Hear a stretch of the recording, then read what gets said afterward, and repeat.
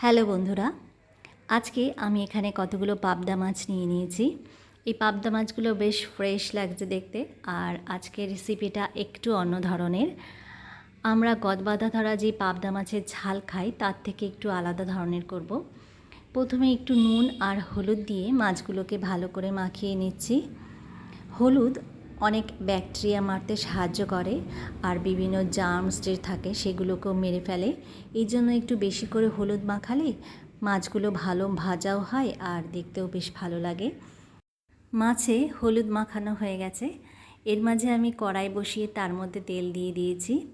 বেশ খানিকটা তেল দিয়ে এবার মাছগুলোকে ছেড়ে দেব। তেলটা একটু ভালো মতো গরম হয়ে এসছে।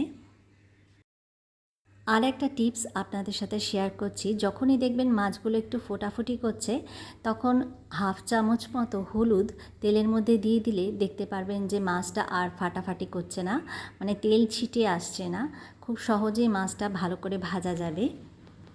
অনেক সময় মাছের মধ্যে একটু কাঁচা তেল লাগিয়ে দিলেও একটু ফাটাফাটিটা কম করে তেলের মধ্যে। আবার একটু হলুদ দিলেও এই একই কাজটা হয়। এইভাবে বাদবাকি মাছগুলোকেও আমি ভেজে ফেলছি। যেহেতু এই মাছটা একটু নরম, সেই জন্য খুব বেশি হালকা ভাজবো না, একটু ভালো মতো করেই ভেজে নেব। মাছ ভাজা হয়ে গেছে। একটা ফোড়নে একটা গোটা শুকনো লঙ্কা দিয়ে দিলাম, আর একটুখানি কালো জিরে দিয়েছি। এবার একটা গোটা পেঁয়াজ কুচিয়ে নিয়েছিলাম সেটাকে দিয়ে দিলাম। পেঁয়াজটা একটু ভালো মতো করে ভেজে নেব। ভাজাটা যখন একটু লাল লাল হয়ে আসবে তারপরে আমি একটা গোটা টমেটো কুচিয়ে নিয়েছিলাম, সেই টমেটোটাকেও দিয়ে দিলাম।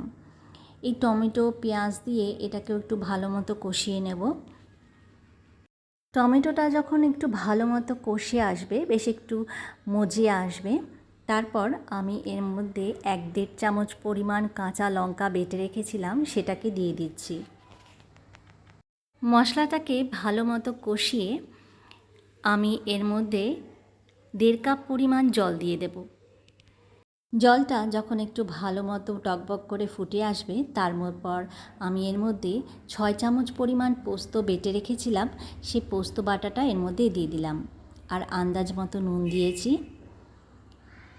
এরপরে আমি একটু হলুদ দিচ্ছি, হাফ চামচ। সব মশলা দেওয়া শেষ, এর মধ্যে আর কোনো মশলা দেব না। এরপর নেড়ে চেড়ে মাছগুলোকে এক এক করে দিয়ে দেবো এর মধ্যে। এই মাছ খুব নরম হয়, এই জন্য খুব বেশিক্ষণ সময় সেদ্ধ করতে হয় না। সামান্য একটু মিডিয়াম ফ্লেমে আমি কিছুক্ষণের জন্য মাছটা ঢেকে রাখবো ঢাকনা দিয়ে। এতে করে ঝোলটা একটু মাছের মধ্যে ঢুকবে আর খেতেও বেশ ভালো লাগবে। মাত্র 3-4 মিনিট রাখলেই হবে, খুব বেশি সময়ের জন্য না রাখলেও চলবে। পাবদা মাছ এমনিতে খেতে খুব অসাধারণ, আর এইভাবে যদি আপনারা বাড়িতে বানিয়ে খান তাহলে মনে হবে যেন বারবার বানিয়ে খাই। রেসিপিটা ভালো লাগলে অবশ্যই লাইক, শেয়ার আর কমেন্ট করতে ভুলবেন না। সবশেষে ধনেপাতা আর কাঁচা লঙ্কা দিচ্ছি, এতে করে ফ্লেভারটা খুব ভালো আসবে। আবারও নতুন নতুন রেসিপি নিয়ে আপনাদের সামনে হাজির হয়ে যাব। আজকের মতো এখানেই বিদায় নিচ্ছি। Tata, bye bye and take care.